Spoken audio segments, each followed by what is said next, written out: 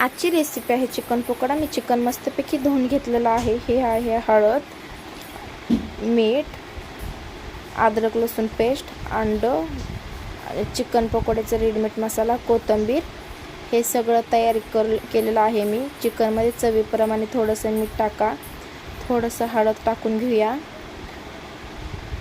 आणि हे मसाला टाकून घ्या त्याच्यामध्ये, रेडीमेड मसाला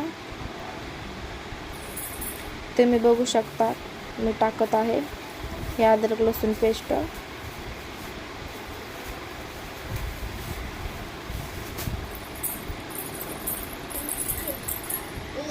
हे सगळं टाकून घेऊया,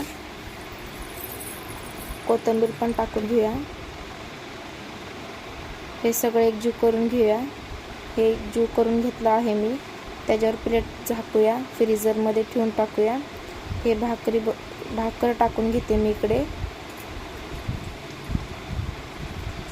तुम्ही बघू शकता भाकर पण तयार आहे। कोणाकोणाला बाजरीची भाकर आवडते नक्की सांगा। फ्रीजरमधून काढून घेऊया, मस्तपैकी तयार झालेलं आहे बेटर आपलं। तेलामध्ये तळून घेऊया कमी गॅसवर, मी तळून घेत आहे।